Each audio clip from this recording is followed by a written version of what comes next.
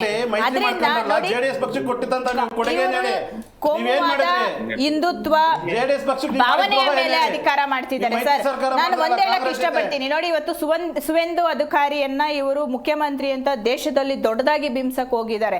ಆದ್ರೆ ಅದೇ ಸುವೇಂದು ಅಧಿಕಾರಿ ಇವತ್ತು ಅದೇ ಒಂದು ಪಶ್ಚಿಮ ಬಂಗಾಳದಲ್ಲಿ ರಕ್ತಸಿಕ್ತ ರಾಜಕಾರಣದ ರೂವಾರಿ ಅಂತ ಇವರು ಹೇಳಲ್ಲ, ನಾವ್ ಹೇಳ್ತೀವಿ. ಯಾಕೆಂದ್ರೆ ಅದೇ ಮಮತಾ ದೀದಿ ಜೊತೆ ಸೇರಿ ಅವತ್ತು ಎಲ್ಲಾ ಕೊಲೆಗಳಿರ್ಬೋದು, ಅಲ್ಲಿ ನಡೆದಂತಹ ಏನೆಲ್ಲ ಗಲಾಟೆಗಳಿರ್ಬೋದು, ಅದು ಇವತ್ತು ದೀದಿ ಮೇಲೆ ಒಂದು 100% ಹೊರಿಸಿದ್ರೆ ಅದು ಸುವೇಂದು ಅಧಿಕಾರಿ 90 ಭಾಗ ಅವರು ಸಹ ಕಾರಣಕರ್ತರೆ.